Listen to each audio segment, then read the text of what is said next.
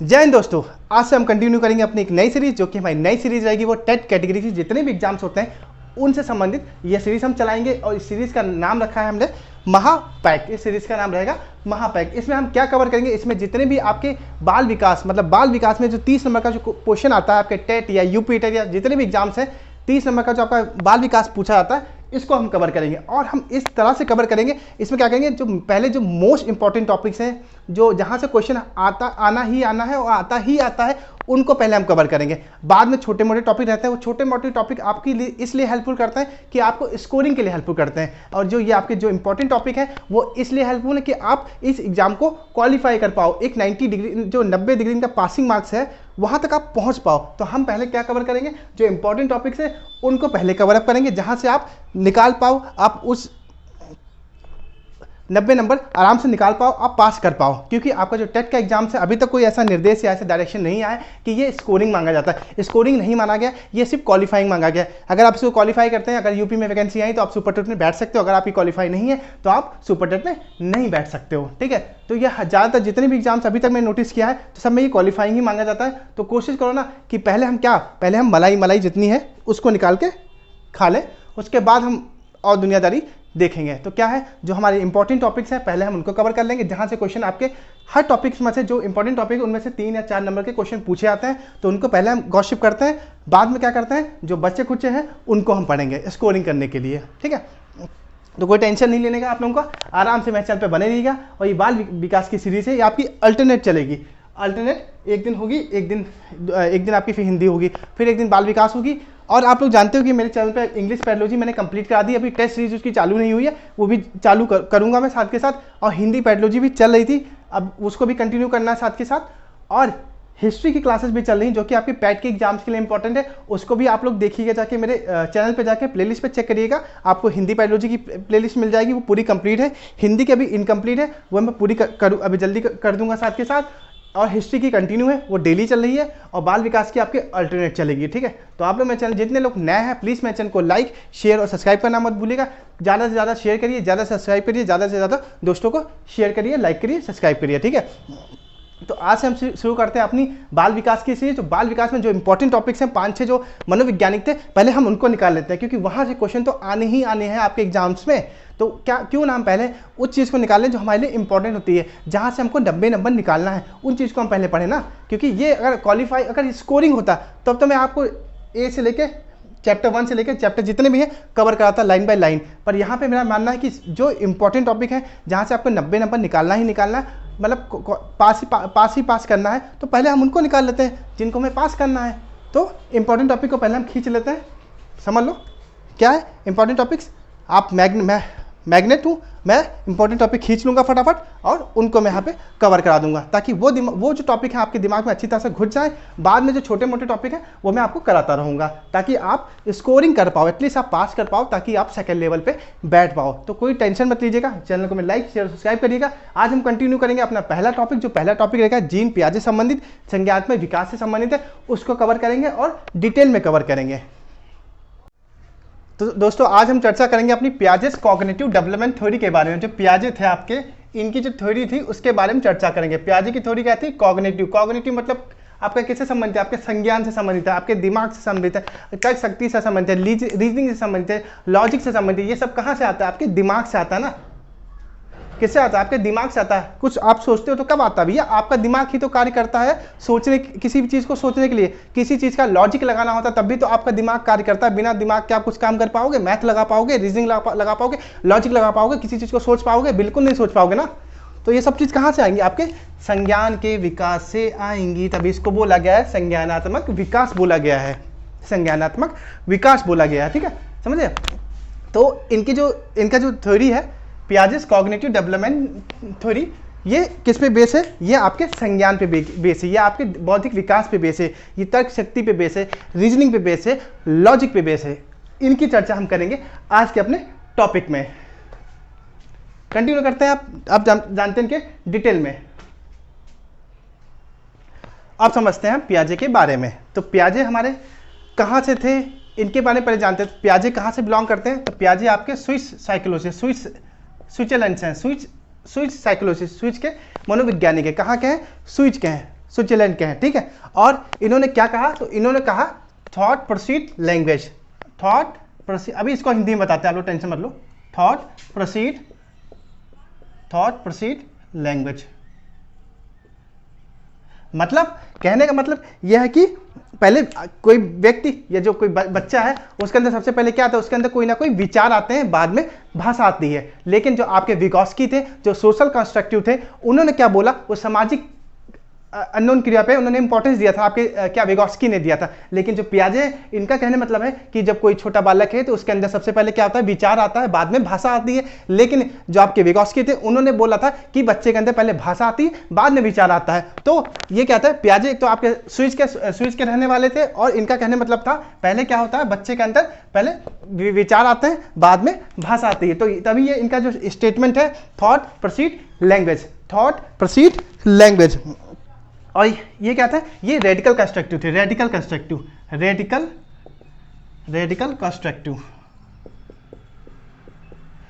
Constructive मतलब होता है कि हार्डकोर मतलब होता है जब कोई व्यक्ति किसी चीज को लेके मतलब आप लोग जैसे कभी आपने नोटिस किया होगा, कभी कभी क्या होता है कि आप मैथ का क्वेश्चन या सवाल लगा रहे होते हैं तो आप उसमें घुस जाते हैं पूरी तरह से, आप बोलते हैं नहीं यही सही है, तो उसको बोला जाता है हार्डकोर, ठीक है।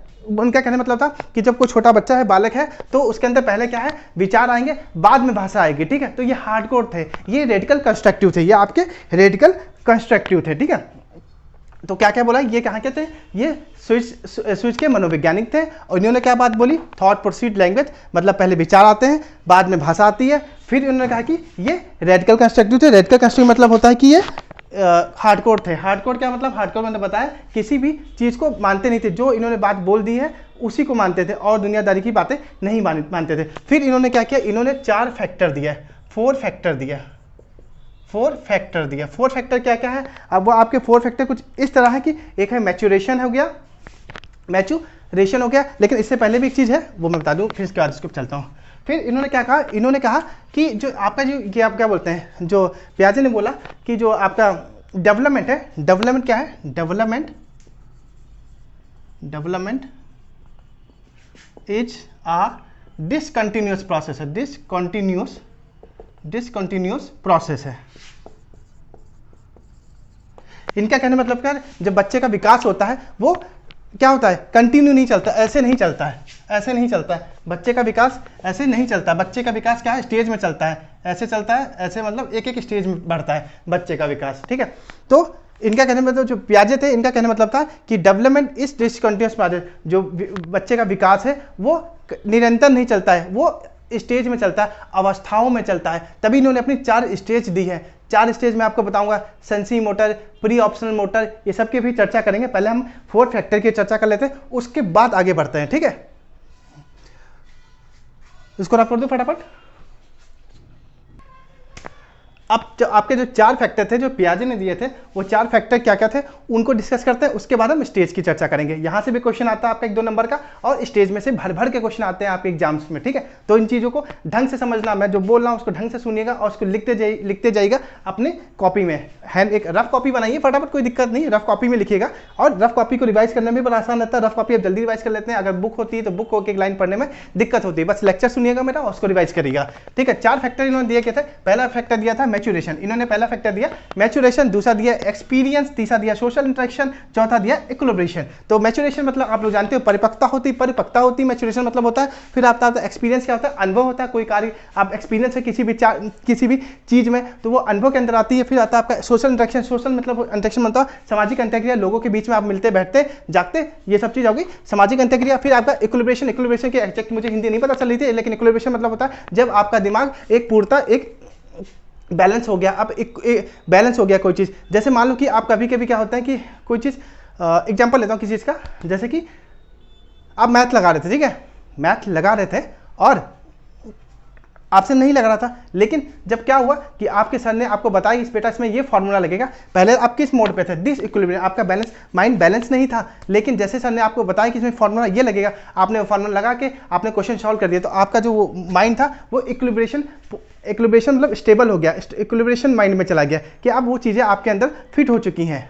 कभी कभी आपने देखा होगा कि जैसे कि ये भी होता है कि कभी कभी किसी किसी व्यक्ति का माइंड डिस्टर्ब रहता है तो क्या है, डिसबैलेंस की पोजीशन पे चला जाता है। लेकिन जब नीड या इच्छा जो होती है वो पूरी फुलफिल हो जाती है तो धीमे धीमे कहीं ना कहीं जो उसका स्टेट ऑफ माइंड है वो इक्विलिब्रेशन मोड पे आता है, उसका जो संतुलन है वो बैलेंस हो जाता है ना। तभी बोला गया इक्विलिब्रेशन। इक्विलिब्रेशन के अंदर दो चीज़ आती है, पहले हम इसकी चर्चा कर लेते हैं, उसके आगे हम इसकी चर्चा करेंगे, ठीक है। तो आप समझ गए ना। तो मैच्योरेशन, इनके जो 4 फैक्टर हैं, सबसे पहले मैच्योरेशन उसको बोलते हैं, एक मिनट, उसको बोलते हैं परिपक्वता। तो इसके अंदर क्या होता है, मैच्योरेशन, छोटा बच्चा है, बड़े बच्चे की बात नहीं करेंगे क्योंकि हम बाल विकास पढ़ रहे हैं, चाइल्ड साइकोलॉजी पढ़ रहे हैं, तो छोटे बच्चे के बारे में चर्चा करेंगे, समझ के रखना आप लोग।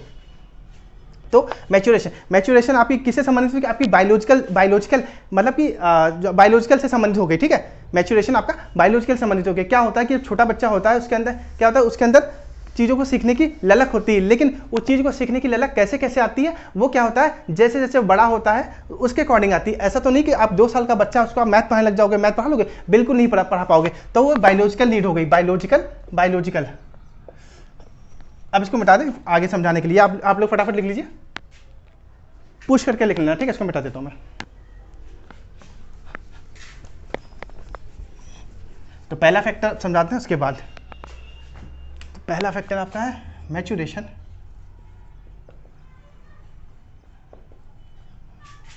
इसको बोलते हैं परिपक्वता, वो लिख लेना आप लोग, ठीक है, मैं बता चुका पहले। तो इसमें क्या होता है, इसके अंदर सबसे पहले क्या आती है, बायोलॉजिकल, फिर रेडीनेस टू लर्न।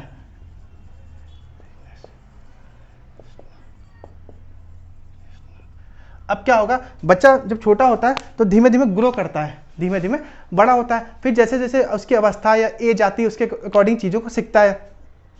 जब कोई बच्चा छोटा होता है, जब पैदा होता है, आपने देखा होगा, तो उसकी किस चीज़ की नीड होती है, आवश्यकता होती है, दूध पीने की, फीडिंग की, यही सब करता है, खिलौने से खेलता है। फिर धीमे धीमे जब बड़ा होता है, 7 से 8 साल में, 7 से 12 साल की अवस्था पहुंचता है, तो क्या करता है, धीमे धीमे स्कूल जाना, दोस्तों के साथ बैठ के खाना पीना खेलना चालू करता है। फिर धीमे धीमे बड़ा होता है, फिर स्कूल पास आउट करके फिर क्या करता है, फिर अपने कॉलेज में जाता है। कॉलेज जाने के बाद क्या होता है, फिर एक अवस्था आती है, तब बच्चा बेचारा कहता है अब मुझे अपनी लाइफ सेटल करनी है। तो ये सब बायोलॉजिकल नीड के अंदर आती है ना, और ये सब किसके अंदर आती है, मैच्योरेशन के अंदर आती है, परिपक्वता के अंदर आती है। आदमी क्या है या बच्चा क्या है, उसको तभी हम सब चीज़ों सिखा सकते हैं जब वो इस स्टेज पे है, ठीक है। अभी कोई छोटा बच्चा है, 2 साल का बच्चा है, उसको कह दो कि हम जाके इसको मैथ समझा दें, ट्रिग्नोमेट्री समझा दें, समझ पाएगा, बिल्कुल नहीं समझ पाएगा। तो ये सब चीज़ें आपके अंदर किसके अंदर आएगी, मैच्योरेशन के अंदर आएंगी। और रेडीनेस टू लर्न कब आएगी, जब बच्चा उस लेवल तक पहुंच जाएगा तो उसके अंदर सीखने की इच्छा भी आएगी।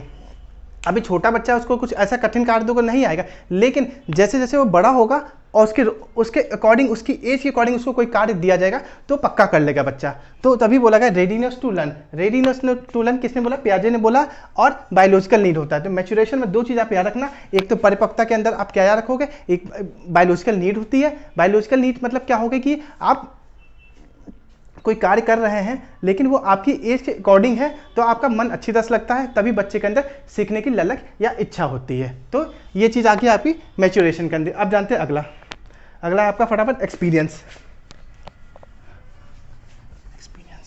मैं थोड़ा तेज बोल रहा हूँ, रीजन इसके पीछे है कि मैं धीमे धीमे क्लास लेने में मुझे बोरियत फील होती है, इसलिए फास्ट क्लास ले रहा हूँ मैं फटाफट। आप लोग 2-3 बार सुनना, रिपीट करके आपको जल्दी याद हो जाएगा। अब हो गया एक्सपीरियंस। एक्सपीरियंस मतलब होता है अनुभव, इसको अपने आप लिख लो, अनुभव। इसमें क्या होता है, बच्चा करके कोई चीज़ सीखता है। जैसे क्या था, जैसे क्या कि जैसे सपोज करिए आप लोग बड़े हो, आप लोग मैथ लगा रहे हो, ठीक है, आप 4-5 बार रिवाइज करते हो, बार बार सवाल लगाते हो, तो क्या होता है कि आपको जो सवाल है वो आपके जहन में बस जाता है। उस तरह कोई भी सवाल आता है आप आसानी से कर ले जाते हो। इसी तरह छोटा बच्चा जब होता है वो क्या करता है, वो जब किसी चीज़ कहीं भी जाता है, कुछ एक्सप्लोर करता है, या कोई चीज़ नई चीज़ देखता है, या नई चीज़ बनाता है, या कुछ करता है, या करके सीखता है, या खिलौना तोड़ के जोड़ता है, तो ये किसके अंदर आएगा, वो एक्सपीरियंस के अंदर आएगा, अनुभव के अंदर आएगा, ठीक है, अनुभव के अंदर आएगा। अगर आपको सपोज करिए आपको कुछ हम ऐसा काम दे दें, आसान काम हो, ठीक है, और आपने कभी उस काम को कभी किया भी ना हो, ठीक है, और क्या आप कर पाओगे, नहीं कर पाओगे। लेकिन आपका किसी भी कार्य में अगर अनुभव रहा हो, सपोज करिए अगर आप एक टीचर रहे हो पहले और आपका अनुभव है पढ़ाने का, ठीक है, लेकिन बाद में क्या है, काफ़ी समय के बाद वो चीज़ें छूट जाए, फिर मैं आपसे बोलूँ कि आप पढ़ाइए, तो आप उस चीज़ों को धीमे धीमे गॉसिप करने लग जाओ, क्योंकि वो चीज़ आपके अंदर आदत पड़ी थी वो चीज़ करने की। लेकिन आपको कोई नया कार्य दे दिया जाए तो आप कर पाओगे? नहीं कर पाओगे, थोड़ा सीखने में टाइम लग जाएगा। लेकिन पुराना काम क्या है, हम थोड़ा जल्दी जल्दी सीख जाते हैं। तो ये चीज़ अनुभव के अंदर आती है, ये चीज़ एक्सपीरियंस के अंदर। तो तभी कहा गया है जो छोटा बच्चा या बालक है वो चीज़ों को सीख के, मतलब जो छोटा बच्चा है वो चीज़ों को करके, सीख के, तोड़ के, बना के, तब अनुभव करके सीखता है। ठीक है, देखा होगा आपने बच्चों को देखा होगा कि घर में छोटे बच्चे होते हैं, खिलौने को तोड़ देते हैं, फिर उसको जोड़ने की कोशिश करते हैं। ठीक है, तो ये सब चीज़ें आपकी किसके अंदर आएंगी? ये सारी चीज़ें आपकी अनुभव के अंदर आएंगी, अनुभव के अंदर आएंगी। अब जानते हैं अगला,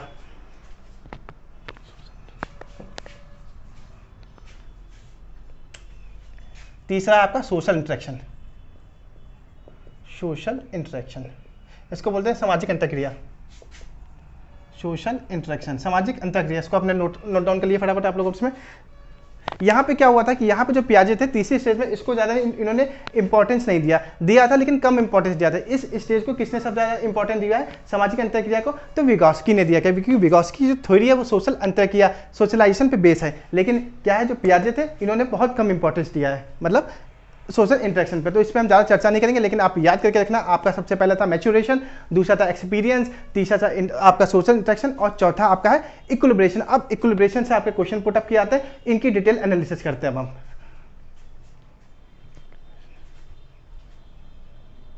तो आपकी जो चौथा फैक्टर है वो कौन सा है? इक्विलिब्रेशन। मतलब इक्विलिब्रेशन मतलब स्टेबल माइंड, आपका माइंड संतुलित है, संतुलन।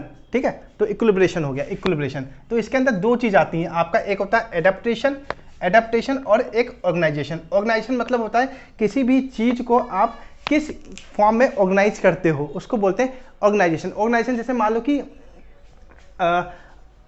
सपोज करो कि एक डिब्बा है, दिख रहा है आप लोगों को, देखा यहाँ पे, ये एक डिब्बा है, ये आपका समझ करो आपका दिमाग है। ठीक है, ये आप अपना स्कल या दिमाग समझ लेना, इसमें अलग साफ बना दें यार, ये आपका दिमाग है, इसमें डिब्बे बने हैं। अब मान लो कि कोई छोटा बच्चा है, उसने बचपन में देखा था एरोप्लेन, देखा था बचपन में पेन, देखा था बचपन में किताबें देखी थी, बचपन में दुनिया भर की फलान धमाका चीज़ें देख ली थी। अब वो जैसे बड़ा हुआ तो उसने देखते पहचान दिया ये वो चीज़ है, ये फलानी धमाकी जो भी है, या मोबाइल है, या मार्कर है, या वाटर या पानी की बोतल है, या कुछ भी है, जैसे उसने देखा तुरंत वो पहचान गया कि ये चीज़ें हैं। लेकिन कभी कभी आप लोगों के सामने भी कोई नई चीज़ आ जाती है, हम लोग इतने बड़े हो गए, हमारे सामने भी कोई नई चीज़ आती है, तो हम तो उसको आइडेंटिफाई कर पाते हैं? बिल्कुल आइडेंटिफाई नहीं कर पाते हैं। तो हम लोग पूछते हैं ये क्या चीज़ हो गई। तो कुछ इसी तरह छोटे बच्चे की टर्म्स में समझते हैं। जब छोटा बच्चा होता है ना, तब जैसे छोटा होता है धीमे धीमे क्या देखता है, अपना खिलौना देखता है। मान लो उसके खिलौना है, उसके दिमाग में खिलौना बस गया, फिर देखा उसने चिड़िया देखा, बर्ड देखी, ठीक है, बर्ड देखा, फिर उसने डॉग देखा, ठीक है, अपना स्कूल देखा, बुक्स देखी, प्लांट्स देखे, ऐसे दुनिया भर की चीज़ें उसने देखी।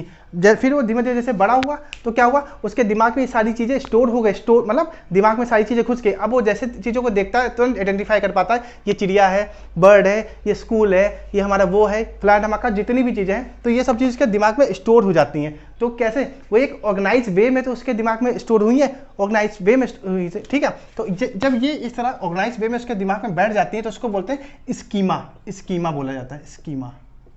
तो packet of information stored in your mind, packet of information stored in your mind is known as schema, packet of information stored in your mind is known as schema. तो इक्विलिब्रेशन के लिए दो चीज़ इंपॉर्टेंट होती है, एक तो adaptation, दूसरा organisation. Organisation क्या होता है, किसी भी चीज़ को आप किस फॉर्म पे ऑर्गेनाइज करके रखते हो। आप अपने स्कूल में जाते हो तो आपके स्कूल भी तो आपका ऑर्गेनाइजेशन ही तो हुआ। कैसे, क्योंकि आप स्कूल में जाते हो तो सबसे पहले क्या होती है, प्रेयर होती है, प्रेयर के बाद अपने क्लास में जाते हो, पहला पीरियड, दूसरा पीरियड, चौथा पीरियड, पाँचवा पीरियड, फिर पाँचवें पीरियड में आप चौथे पीरियड के बाद आपका इंटरव्यू होता है, फिर आपकी क्लास होती है, फिर छुट्टी होती है। तो कुछ एक ढंग, एक मैनर वे में कोई कार्य हो रहा है तो उसको ऑर्गेनाइज बोलेंगे। लेकिन एडाप्टेशन के अंदर क्या होती है, दो क्रिया आती है, एक तो होता है आत्मसात करना और समायोजन करना। आत्मसात करना, एडाप्टेशन के अंदर दो चीज़ आती है। एडाप्टेशन मतलब क्या होता है कि किसी चीज़ को अपने अंदर ले लेना, या उसके साथ जुड़ जाना, या उसके साथ मिल जाना, या वो किसी चीज़, जैसे मान लो कि एडाप्टेशन मतलब क्या हुआ, ये बोतल है, इसके अंदर पानी भर गया, इसके अंदर हमने पानी डाल दिया, पानी भर गया, तो क्या हुआ, एडाप्टेशन हो गया, पानी भर गया इसके अंदर। दो चीज़ें इसके अंदर आ गई, एक तो हो गया आत्मसात कर लिया, एक एसिमुलेशन कर लिया, एसिमुलेशन कर लिया। अब लेकिन एडाप्टेशन से भी दो चीज निकल के आती है, एक तो आपका एकोमोडेशन, दूसरा एसिमुलेशन। एकोमोडेशन क्या होता है? एकोमोडेशन मतलब होता है जब कोई चीज आपके पास पहले से कोई इन्फॉर्मेशन है लेकिन कोई एक्स्ट्रा इन्फॉर्मेशन उसमें ऐड हो गई है, तो उसको बोलते हैं एकोमोडेशन, उसको बोलते हैं एकोमोडेशन, आत्मसात करना। लेकिन एसिमुलेशन मतलब क्या होता है? जब आपके पास ये दोनों चीज है, आपके पास कोई पुरानी इन्फॉर्मेशन थी, उसमें नई इन्फॉर्मेशन ऐड हो गई, तो उसको हमने बोला एकोमोडेशन। लेकिन वो दोनों इन्फॉर्मेशन ऐड होने के बाद आप उसको कैसे, किस तरह आप उसको मैनिपुलेट करते हैं, कैसे उसको एडजस्ट करते हैं, कैसे उसको यूज करते हो, तो उसको बोलते हैं एसिमुलेशन। हिंदी में बोलते हैं समायोजन। मतलब आपने क्या किया, आपके पास पुराना ज्ञान था, उसमें नया ज्ञान ऐड कर लिया, तो वह बात आ गई आपकी एकोमोडेशन, आत्मसात के अंदर। लेकिन उसी चीज को आप दूसरे को कैसे तोड़ मरोड़ के बताओगे, ठीक है, एवोल्यूएट करके बताओगे या एकोमोडेट करके बताओगे, कैसे बताओगे, वो सब आपकी समायोजन के अंदर आ जाएगी। अब हम समझते हैं एक ग्राफ के द्वारा, ताकि ये चीज़ें आपको अच्छी तरह से समझ में आ जाए। तो मैंने अभी तक 4 फैक्टर आपसे डिस्कस किया। अब 4 फैक्टर फटाफट आपके कौन कौन से हैं? तो आपके 4 फैक्टर जो फटाफट हैं वो आपका सबसे पहला मैच्योरेशन हो गया, एक्सपीरियंस हो गया, सोशल इंटरेक्शन हो गया, चौथा हो गया इक्विलिब्रेशन। इक्विलिब्रेशन के अंदर दो चीज आती है, ऑर्गेनाइजेशन एंड एडेप्टेशन। और ऑर्गेनाइजेशन क्या होता है? जो पैकेट ऑफ इन्फॉर्मेशन आपके दिमाग में जो स्टोर है उसको बोलता है स्कीमा बोलते हैं। ये क्वेश्चन आपसे डायरेक्ट पूछ लिया था, packet of information store in your mind. अब इसको मैं लिख दूंगा, इस लाइन को आप नोट डाउन कर लिया। Packet of information store in your mind is known as schema, उसको स्कीमा बोलते हैं। फिर क्या होता है? इक्विलिब्रेशन के अंदर दो चीज़ आती है, एडाप्टेशन और ऑर्गेनाइजेशन। ऑर्गेनाइजेशन क्या होता है? किसी भी चीज़ या किसी वगैरह चीज़, जो भी चीज़ है उसको किस तरह ढंग, किस वे या किस ढंग में हमने उसको सजा के या ऑर्गेनाइज करके रखा है, वो बोलते हैं ऑर्गेनाइजेशन। एडाप्टेशन के अंदर दो चीज़ आती है, मैंने बताया एकोमोडेशन और एसिमुलेशन। अब इनको हम डिटेल में चर्चा करते हैं। तो दोस्तों अब हम चर्चा करते हैं अपनी एसिमुलेशन और एकोमोडेशन की। अभी जैसे कि आप लोग जानते हो ये इक्विलिब्रेशन का ही पार्ट है, एसिमुलेशन और एकोमोडेशन की। लेकिन अभी जैसे कि हमने वो भी बताया था ऑर्गेनाइजेशन, तो ऑर्गेनाइजेशन में आपकी चर्चा की थी स्कीमा की, मैंने बताया स्कीमा, SHEMA, स्कीमा आप नोट डाउन कर लेना। इसको क्या बोलते हैं? Packet of information stored in your mind. Packet, PACKET, packet of information, packet of information stored in your mind, packet of information stored in your mind। वह information या वह सूचना जो आपके दिमाग में स्टोर है, जो पहले से ही फीड है आपके दिमाग में, उसको बोलते हैं स्कीमा। कभी कभी डायरेक्ट क्वेश्चन पूछ लिया जाता है कि स्कीमा क्या होता है, तो स्कीमा वह है जो वह चीज़ें जो आपके दिमाग में पहले से ही स्टोर है, उसको बोलते हैं स्कीमा। इंग्लिश में बोलते हैं packet of information stored in your mind is known as schema. Schema कैसा दिखता है? तो स्कीमा कुछ आपका इस तरह दिखता है, ये गोल गोल होता है, जैसे कि आपका दिमाग हो गया खांचों में बटा हुआ है। जैसे क्या है, आज के टाइम आप कुछ भी देखते हो तो तुरंत ही चीज़ों को रिकोगनाइज कर पाते हो, चीज़ों को पहचान पाते हो। जैसे कि आपकी गर्लफ्रेंड हो गई, आपका बॉयफ्रेंड हो गया, आपके मम्मी पापा हो गया, आपके भाई बहन हो गए, आपका स्कूल हो गया, आपके सर हो गए, आपका ऑफिस हो गया, आपका घर हो गया। इन सब चीज़ को देख क्या है आप तुरंत पहचान पाते हो। तो packet of information stored in your mind is known as schema, उसको बोलते हैं स्कीमा। ये बात आई होप आपको समझ में आ गई। अब हम चर्चा करते हैं अपने जो आपका एडाप्टेशन था। एडाप्टेशन के अंदर दो चीज़ मैंने आपकी चर्चा की थी, एक आपका एसिमुलेशन की चर्चा की थी, जो इसको बोलते हैं आत्मसात, दूसरा एकोमोडेशन की चर्चा की थी, इसको बोलते हैं समायोजन, जिसको बोलते हैं समायोजन बोलते हैं। तो एसिमुलेशन मतलब क्या होता है? एसिमुलेशन मतलब पहले आप समझ लो, उसका फिर मैं लिख दूंगा।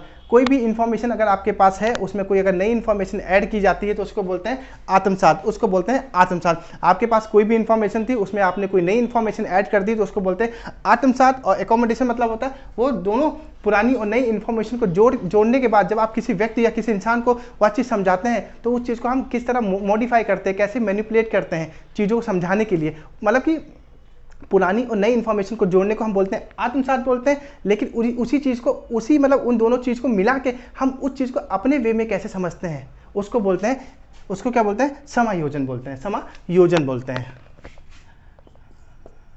ऐड न्यू इंफॉर्मेशन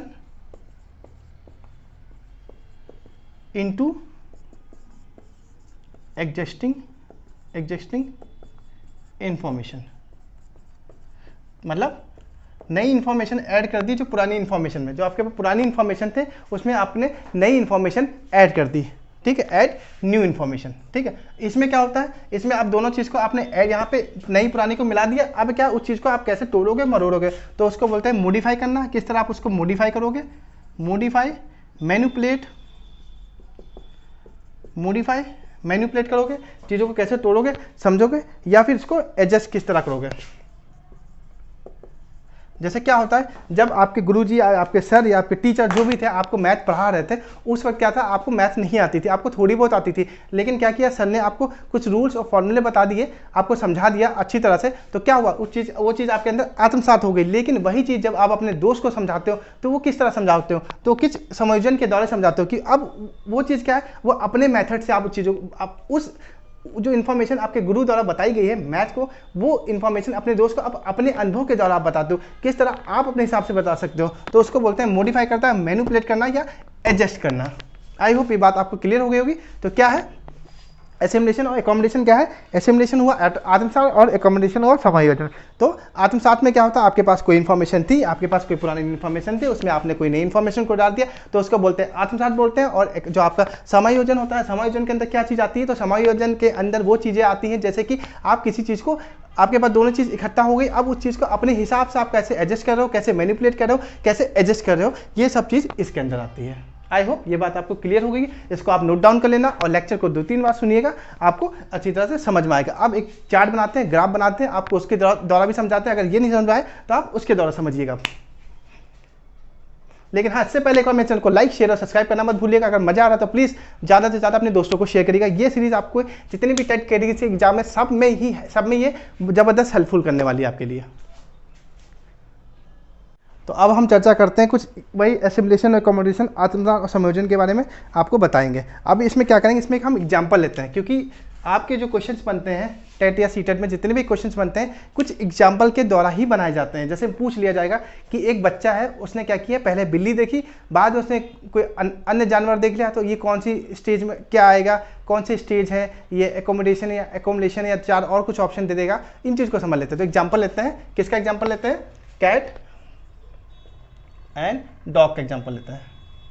अब क्या है एसिमुलेशन, मैंने आपको बताया था एसिमुलेशन में क्या होता है कि जैसे मान लो कि कोई बच्चा है, छोटा बच्चा है, अपने मम्मी पापा के साथ क्या कर रहा है, घर में बैठा है, घर में बैठा और उसके घर में बिल्ली पली है, तो उसके दिमाग में क्या है, अब बिल्ली के भी 4 पैर हैं, एक पूंछ है और 2 आंखें, एक नाक है, ठीक, बिल्ली के, ठीक है। तो उस बच्चे के दिमाग में वो पिक्चर माइंडसेट हो गया, बच्चे के दिमाग में माइंडसेट हो गया है कि हाँ कुछ ये जो बिल्ली है कुछ इस तरह दिखती है। लेकिन क्या हुआ, अब उसका दिमाग क्या इक्विलिब्रिएशन पोजीशन में चला गया, अब उसका दिमाग में चीज़ बैठ गई है, तो वो चीज़ उसके दिमाग के अंदर बैठ गई है, ठीक है। अब वो चीज़ समझ गया कि ये बिल्ली है। लेकिन जैसे वो अपने पापा के साथ क्या हुआ, मार्केट गई घूमने के लिए, तो वहाँ पर उसने देखा कुत्ता, तो वहाँ पर जैसे उसने कोई जानवर देखा तो अंतिम बोला पापा ये बिल्ली है।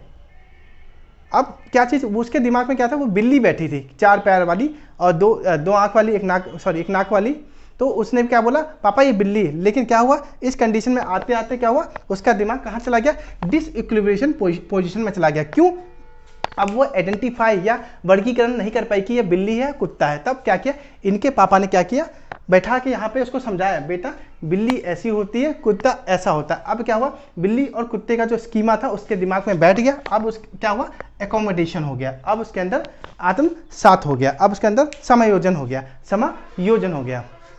तो पहली कंडीशन थी एसिमुलेशन में क्या था, बच्चा अपने घर में अपने मम्मी पापा से बैठ के बिल्ली के साथ खेल रहा था, तो उसके दिमाग में बिल्ली बैठी थी। लेकिन अब वो बिल्ली जो दिमाग थी इक्विलिब्रिएशन पोजीशन पे थी, मतलब उसका माइंड स्टेबल था, वो जानती थी कि ये बिल्ली है। लेकिन जैसे ही क्या हुआ, वो मार्केट गई अपनी मम्मी पापा के साथ घूमने, उसके सामने नया जानवर आया, तो उसने फटाक से बोल दिया पापा ये बिल्ली है। लेकिन क्या हुआ, अब उसका दिमाग क्या हुआ, जो बैलेंस था डिसबैलेंस कर गया, क्योंकि वो बिल्ली नहीं थी, वो कुत्ता था। तो उसके पापा ने बैठा के उसको समझाया, यहाँ पे एकोमोडेशन में उसके पापा ने उसको बैठा के समझाया, बेटा बिल्ली ऐसी होती, कुत्ता ऐसा होता है। लेकिन अभी छोटा बच्चा है तो उसकी वॉइस पे नहीं जाएंगे कुत्ते और बिल्ली की, अभी खाली उसके फीचर्स को समझाएंगे, ठीक है। तो यहाँ पे बच्चे के अंदर क्या होगा, एकोमोडेशन हो गया, ठीक है, बच्चे के अंदर समायोजन हो गया, ठीक है। तो ये सारी कंडीशन थी आपकी, एक मैं स्लाइड में अभी इंक्लूड कर दूंगा, तो आप उसे अच्छी तरह से समझ पाएंगे, ठीक है। तो ये आई होप ये बात समझ गए होंगे, एसिमुलेशन, इक्विलिब्रिएशन, न्यू सिचुएशन, डिसइक्विलिब्रिएशन, एकोमोडेशन क्या होता है। तो ये जो आपके चारों फैक्टर दिए थे पियाजे ने, ये सारे मैंने आपको समझा दिए हैं। अब हम चर्चा करते हैं अपने 4 स्टेज की। लेकिन इससे पहले क्या है, एक चीज़ और समझते हैं फटाफट, ये चीज़ आप नोट डाउन कर लेना। एसिमुलेशन में क्या था, ये सब समझा चुका हूँ, उसको आप देखिए फटाफट फिर से, आप समझिए स्कीमा क्या होता है। स्कीमा स्कीमा, सॉरी स्कीमा के अंदर मैंने आपको बताया है एकोमोडेशन,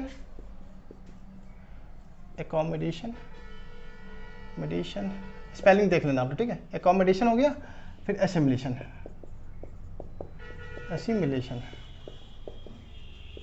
ये बोलते हैं प्रोसेस ऑफ इंफॉर्मेशन, इसको बोला जाता है प्रोसेस ऑफ इंफॉर्मेशन। तो यही स्कीमा होता है, स्कीमा का मेन खेल होता है एकोमोडेशन और एसिमिलेशन, समायोजन आत्मसात, ठीक है। और अगर आपसे डिफिनेशन के रूप में पूछ लिया जाए, packet of information stored in your mind is known as schema.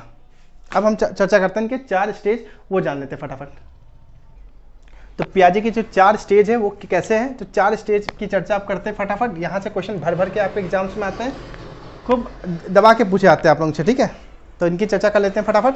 तो पहली जो स्टेज है वो सेंसरी मोटर है, इसको हिंदी में बोलते हैं सहस अवस्था है, हिंदी में बोलते हैं सहस अवस्था, और वैसे बोलते हैं सेंसरी मोटर। दूसरी हो गई, ये इनकी एज पीरियड क्या होता है, तो बच्चा जन्म से लेकर 2 वर्ष की अवस्था होती है, जन्म से लेकर 2 वर्ष की अवस्था होती है सहस अवस्था की, इसको बोलते हैं सेंसरी मोटर। दूसरा आ गया प्री ऑप्शनल, प्री ऑप्शनल को बोलते हैं पूर्व संक्रियात्मक क्रिया होती है, पूर्व संक्रिया, इसका टाइम पीरियड क्या होता है, तो ये आपकी होती है 2 से 6 या 2 से 7, अब 2 से 6 या 2 से 7 माना जाता है, ठीक है।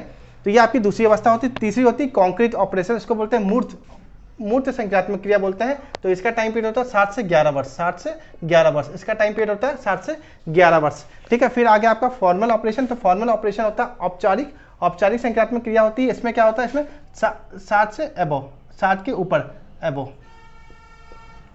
ठीक है, 7 एंड अबव, ठीक है। तो 4 इन्होंने स्टेज दी थी पियाजे ने, कौन सी दी थी, sensory motor, pre optional, concrete operational, फिर फॉर्मल ऑपरेशन। जो सेंसरी मोटर का टाइम पीरियड है जो वो जन्म से लेकर 2 वर्ष की अवस्था है। फिर प्री ऑप्शनल मतलब पूर्व संक्रियात्मक, ये 2 से लेकर 6 या 7 आपका, आप देख सकते हो, उसको एडजस्ट कर सकते हो, जो आपके एग्जाम से पूछा जाएगा, उसकी कोई टेंशन नहीं लेना, ठीक है।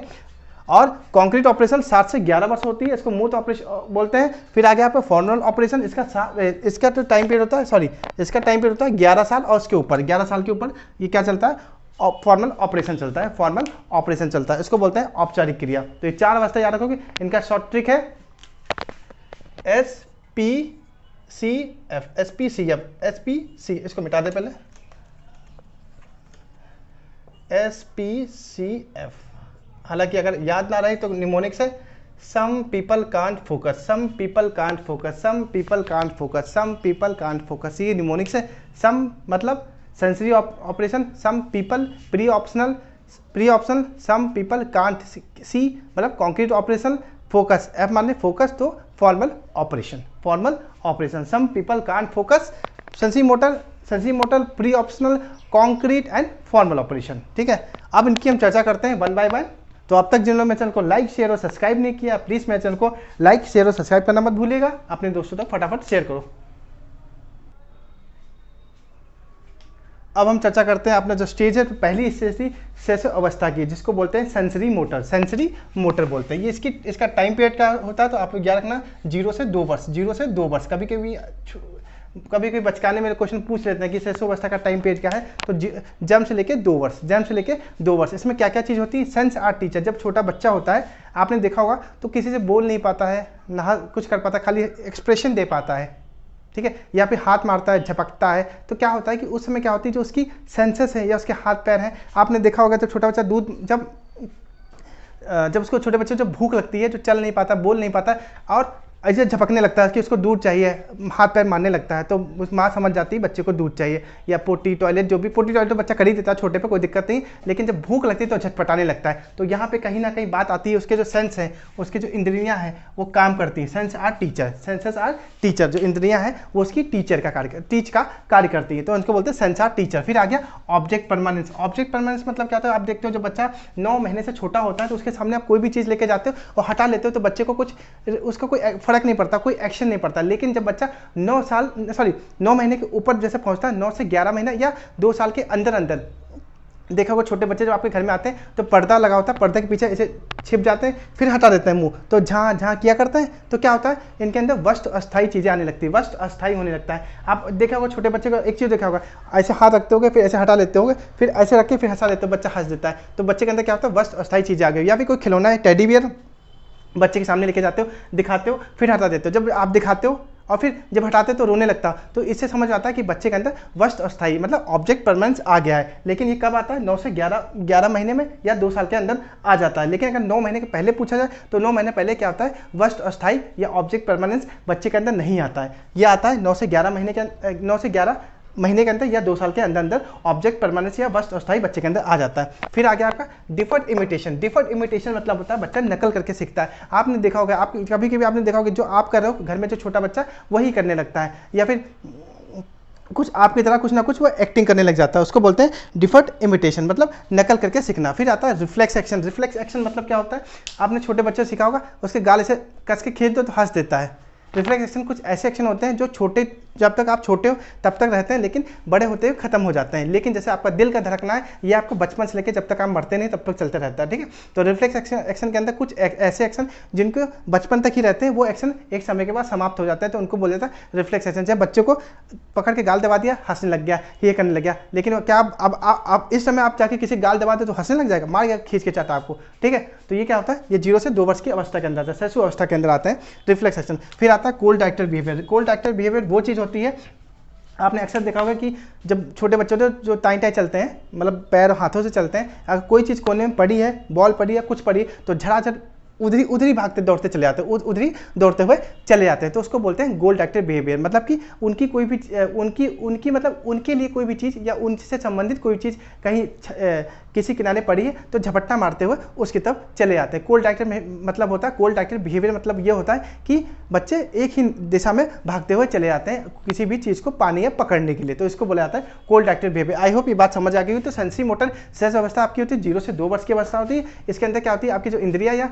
सेंसेस है वो आपकी टीचर होती हैं। साथ के साथ क्या होता है? ऑब्जेक्ट परमानेंस आता है, वस्त अस्थायी आता है, 9 से 11 महीने के अंदर या 2 साल के अंदर आ जाता है। और फिर आ जाता है आपका डिफर्ड इमिटेशन होता है। डिफर्ड इमिटेशन मतलब बच्चा नकल करके या अनुकरण करके चीज़ों को सीखने लगता है। साथ के साथ रिफ्लेक्स एक्शन क्या होता है? रिफ्लेक्स एक्शन कुछ ऐसे एक्शन जो आपके जीवन भर चलते रहते हैं, लेकिन कुछ ऐसे एक्शन जिनको गाल को छूना बच्चे के, या बच्चे गुदगुदी लगाना, फिर एक टाइम के बाद धीमे धीरे कम होने लग जाना, तो रिफ्लेक्स एक्शन होता है कि एक कुछ समय के बाद वो चीज़ समाप्त हो जाना। रिफ्लेक्स एक्शन कुछ ऐसी क्रिया है जो उस 0 से 2 वर्ष के अंदर ही समाप्त हो जाना, उसको बोलते हैं रिफ्लेक्स एक्शन। फिर कोल्ड डायरेक्टेड बिहेवियर, अक्सर मैंने कोल्ड डायरेक्टेड बिहेवियर मतलब होता है बच्चे की कोई भी चीज़ अगर उस कोने में पड़ी तो बच्चा झपक के या लपक के उधर जाएगा, या उसके मम्मी या पापा कहीं बाहर गए थे और बच्चा घर में था, ये मम्मी पापा को उसने देखा तो लपकता हुआ झपकता हुआ भागता हुआ मम्मी पापा के पास चला आता, तो उसको बोलते हैं cold directed behaviour. I hope ये बात आप समझ गए होंगे। अब चलते हैं अपने जो अगला जो है प्री ऑप्शनल, अब उसकी चर्चा करते हैं। अब हम चर्चा करते हैं अपनी दूसरी स्टेज की। तो हमारी दूसरी स्टेज है प्री ऑप्शनल। इसका जो टाइम पीरियड है 2 से 6 या 2 से 7 रह सकता है, इसमें कोई इतना फर्क नहीं है, और आप क्वेश्चन देख के समझ पाओगे, ठीक है। तो इसको बोलते हैं पूर्व संक्रियात्मक क्रिया। पूर्व संक्रियात्मक क्रिया, इसमें क्या होता है? टास्क डिटेक्टिव रीजनिंग बच्चे के अंदर आता है, इलॉजिकल रीजनिंग बच्चे के अंदर आती है। इस टास्क डिटेक्टिव रीजनिंग मतलब होता है इलॉजिकल रीजनिंग, जिसका कोई मतलब ना हो, इलॉजिकल रीजनिंग, ठीक है। जिस चीज़ का कोई अर्थ ना निकल रहा हो उसको बोलते हैं टास्क डिटेक्टिव रीजनिंग। ये 2 से 6 वर्ष की अवस्था में आता है। आपने अक्सर देखा होगा आपके घर में जब छोटे बच्चे होते हैं जो इस एज के अंदर होते हैं, 2 साल या 5 साल या 6 साल या 3 साल के, तो आपसे क्वेश्चन फालतू क्वेश्चन किया करते हैं जिनका कोई मतलब ही नहीं आता। पूछते हैं ये बल्ब क्यों चल रहा है, ये बोर्ड क्यों लगा है, ये मार्कर क्यों है, आप इरिटेट हो जाते हो। तो वो होती है टास्क डिटेक्टिव रीजनिंग। या बोलते हैं वो चंदा गोल क्यों है, ये बस क्यों चलती है, मतलब ऐसे क्वेश्चन पूछेंगे जिससे आप झल्ला जाते हो, तो उसको बोलते हैं इलॉजिकल रीजनिंग। लेकिन हम उनको समझाने के लिए कुछ ना कुछ उनको बताते जरूर हैं, ठीक है। तो उसको बोलते हैं टास्क डिटेक्टिव रीजनिंग या इलॉजिकल रीजनिंग। जिस रीजनिंग का कोई अर्थ या मतलब ना निकल पाए, या जिस बात का कोई अर्थ या मतलब ना निकलता हो, उसको बोला जाता है टास्क डिटेक्टिव रीजनिंग। फिर आता है सेंट्रलाइजेशन। सेंट्रलाइजेशन मतलब focus on one object, focused on one object. इस केस में क्या होता है? आपने अक्सर देखा होगा, एक चीज़ देखी होगी, जब किसी बच्चे से कहते हैं कि यार उधर देखो, ठीक है, तो क्या है उसका दिमाग, अगर उसे बोल दिया कि वहाँ पे अगर कह दो कि वहाँ पे कप रखा है या आपका खिलौना रखा है या डोरेमोन रखा है, कहते हैं वो देखो तुम्हारा डोरेमोन रखा है, तो क्या करेगा वो बंदा? सिर्फ डोरेमोन को ही देखेगा, आस पड़ोस की चीज़ों को नहीं देखता है। लेकिन जो बड़ा व्यक्ति है वो क्या है? आसपास की सब चीज़ों को देख पाता है, ठीक है। तो इसमें क्या होता है? बच्चे के अंदर सेंट्रलाइजेशन होता है, फोकस ऑन वन ऑब्जेक्ट होता है, ना कि हर चीज़ों को नहीं देख पाता है। मतलब बच्चा इसमें क्या होता है? सेल्फ सेंटर्ड होता है, सेल्फ सेंटर्ड होता है। और सेल्फ सेंटर्ड कहने का मतलब यह है कि सेल्फ सेंटर मतलब क्या होता है, वो सिर्फ अपने आप को ही मानता है, दूसरे की बातों को नहीं मानता। वो बोलेगा अगर मैं सही हूँ तो सही हूँ, और दूसरे को कहेगा तुम गलत हो तो गलत हो, ठीक है, सेल्फ सेंटर्ड। फिर अगला आता है आपका ईगो सेंट्रिक। ईगो सेंट्रिक मतलब होता है बच्चा इसमें अहम केंद्रित होता है। अहम केंद्रित कैसे लिखते हैं, अहम, आई थिंक अहम केंद्रित, आप लोग लिख लेना, केंद्रित, अहम केंद्रित। तो बच्चा अहम केंद्रित भी होता है। ईगो सेंट्रिक में बच्चा क्या होता है, अहम केंद्रित होता है। अहम केंद्रित क्या होता है, उसके अंदर खुद का उसके अंदर घमंड होता है कि नहीं, उसको जब मन करेगा तो जाएगा। और जब उसको देखा होगा आप छोटे बच्चों क्या होता है भाई, अगर वो आपके साथ आप उसको अगर मेला वेला लेके जाते हुए, खिलौने कहीं भी लेके जाते हो घुमाने वाने, तो उसको वहीं उसके मन का कोई खिलौना या कोई कार या कुछ चीज़ दिख गई तो क्या है, वो वहीं पे, अगर आप उसको कोई चीज़ लेके नहीं दोगे तो वहीं पर ही लौट जाएगा, गिर जाएगा, क्या है भैया, उसको लेके देनी ही पड़ जाएगी। तो ईगो सेंट्रिक होता है बच्चा कहीं ना कहीं, मतलब कहीं ना कहीं बच्चा ईगो सेंट्रिक होता है, अहम केंद्रित होता है बच्चा। फिर आता है एनिमीज। अक्सर आपने घर में नोटिस किया होगा, ये तो कॉमन चीज़ है, सबके घर में नोटिस की होगी। जब कोई छोटा बच्चा गिर जाता है तो हम बोलते हैं, और रोने लगता है तो हम कहते हैं चींटी मर गई, चींटी मर गई, बोलते नहीं चींटी मर गई, या इस थपथपा देते उस जगह को, तो बच्चा शांत हो जाता है। तो बच्चा क्या होता है, यहाँ पे बच्चा क्या है, निर्जीव चीज़ को भी सजीव समझने लग जाता है। इस यहाँ पे निर्जीव चीज़ को भी सजीव समझने लग जाता है, कहता है कि इसमें भी जान है बच्चे के अकॉर्डिंग। लेकिन हम क्या करते हैं, बच्चे को खुश करने के लिए उस जगह पे थपथपा देते हैं। जैसे कह देते हैं अगर इसे चोट लग गई तो क्या चींटी मर गई, अगर यहाँ पे बच्चे के कुछ लग गया, हम उसको थपथपा दिए तो बच्चे को लगेगा इसको मेरी मम्मी पापा या मेरे भैया ने मार दिया है, ठीक है। तो क्या है, एनिमीज होता है। तो क्या होता है, प्री ऑप्शनल में क्या होता है, एक तो आपकी ट्रांस डिडक्टिव रीजनिंग बच्चे के अंदर होती है, इलॉजिकल रीजनिंग होती है जिसका कोई मतलब या अर्थ निकल के नहीं आता है इस अवस्था में। फिर आता है सेंट्रलाइजेशन, बच्चा सेल्फ सेंटर्ड होता है, एक ही चीज़ पे फोकस कर पाता है, हर चीज़ पे बच्चा फोकस नहीं कर पाता। फिर आपका आता है ईगो सेंट्रिक, मतलब अहम केंद्रित, बच्चा अहम केंद्रित होता है, वो जो कहेगा वही सब ठीक है और जो तुम कहोगे वो सब गलत है बच्चे के लिए। फिर अगला आता है एनिमिस। एनिमिस मतलब होता है बच्चा निर्जीव चीज़ को भी सजीव समझने लगता है, जैसे कि एग्जाम्पल दिया चींटी मरने का। अब समझते हैं अपनी तीसरी स्टेज। तो अगर आपको मेरा डिस्कशन अच्छा लग रहा है, प्लीज़ मेरे चैनल को लाइक शेयर और सब्सक्राइब करना मत भूलिएगा, और ये इन्फॉर्मेशन फटाफट आप रफ कॉपी में नोट कर लीजिए अपने। और अगर आप लोगों को कहीं दिक्कत आ रही है कि आपको दिख नहीं रहा, तो आप 3 डॉट पे जाके अपनी सेटिंग करिएगा, आपको परफेक्ट और क्लियर दिखाई पड़ेगा। अब हम चर्चा करेंगे अपनी तीसरी स्टेज जो पियाजे की, वो कॉन्क्रीट ऑपरेशनल है। इसका टाइम पीरियड है 7 से 11 वर्ष की अवस्था, हिंदी में बोलते हैं मूर्त संज्ञात्मक क्रिया बोलते हैं, ठीक है। तो इसका क्या बोलेंगे, कॉन्क्रीट ऑपरेशन, टाइम पीरियड 7 से 11 वर्ष। इसमें क्या होता है, बच्चे के अंदर लॉजिक आने लगता है कॉन्क्रीट चीज़ों का, जो चीज़ उसको दिखाई पड़ती है उसके लिए, ठीक है। जैसे कि मान लो अब पानी की बोतल है, उसने देखा तो उसके अंदर लॉजिक आ जाएगा कि हाँ इसके अंदर पानी भरा जाता है और उसको फ्रिज में रखा जाता है, ठीक है। तो उसके अंदर लॉजिक्स आने लगते हैं बच्चे के अंदर, ठीक है। तो logic begins with concrete object, जो चीज़ उसको दिखाई पड़ती है उसको बोलते हैं कॉन्क्रीट चीज़ें, ठीक है। मूर्त मतलब जो चीज़ हम टच फील छू सकते हैं उनको बोलते हैं मूर्त, ठीक है, उसको बोलते हैं कॉन्क्रीट। तो बच्चा जो चीज़ देख सकता है उसके प्रति उसके अंदर फीलिंग्स या फिर क्या होता है उसके बिगिंस उसके लॉजिक्स बच्चे के अंदर आने लगते हैं। फिर आता है आपका टांजिविटी। टांजिविटी मतलब होता है कि बच्चे के अंदर अब धीमे धीमे कुछ ऐसे गुण आने लग गए जो बच्चा चीज़ों को समझने लग गया है। जैसे कि 3 चीज़ के बारे में समझेंगे। CCS होता है, CCS बोलते हैं कंजर्वेशन, क्लासिफिकेशन, सीरिएशन। कंजर्वेशन मतलब होता है संरचना, और क्लासिफिकेशन होता है वर्गीकरण, और सीरिएशन मतलब क्रम वगैरह, ठीक है। तो आप कंजर्वेशन या संरचना मतलब क्या होता है, जैसे कि मान लो कि कोई 2 बच्चे हैं, कोई एक बच्चा है छोटा, अब 7 से 11 वर्ष का बच्चा, ये गिलास पानी का गिलास है, एक पतला पानी का गिलास है, वो लंबा है, इसमें जितना, सॉरी 1 मिनट, ये पतला ट्यूब है, अच्छे बन जा भाई अच्छी तरह से, ड्राइंग भी नहीं अच्छी मेरी, इसमें जितना पानी भरा हुआ है और इसमें पानी है। अब बच्चा समझ सकता है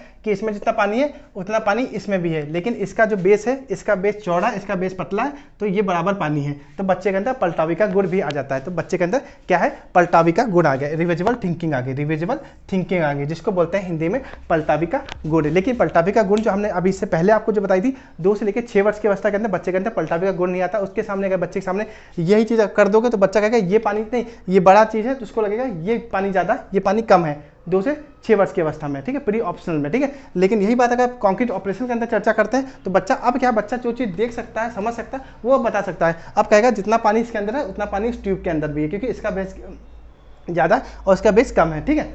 फिर क्या होता है, इसका कंजर्वेशन हो गया संरक्षण, मतलब यही चीज़ मैंने आपको समझाई वो चीज़। और क्लासिफिकेशन बच्चा क्या है, वर्गीकृत कर पाएगा। उसके सामने फल सब्जी या दुनिया की चीज़ें रख दोगे तो बच्चा समझ जाएगा ये फल है, ये सब्जी है, या कोई चीज़ खाने वाली चीज़ है, तो बच्चे क्लासीफाई या वर्गीकृत कर पाएगा। फिर आता है आपका सीरिएशन बच्चा क्या है, आपने देखा होगा बच्चों को असेंडिंग या डिसेंडिंग ऑर्डर पढ़ाया जाता है कि छोटे से बड़े क्रम में लगाओ या बड़े से छोटे क्रम में लगाओ। तो बच्चा यहाँ पे इस अवस्था में क्या होता है, कॉन्क्रीट ऑपरेशन में क्या होता है, 7 से 11 वर्ष की अवस्था में समझने लगता है और लोगों को उस चीज़ों को क्रम में लगाने लगता है। और इसी अवस्था में बच्चे के अंदर पलटावी का गुण भी आ जाता है, उसको बोलते हैं रिवर्सिबल थिंकिंग।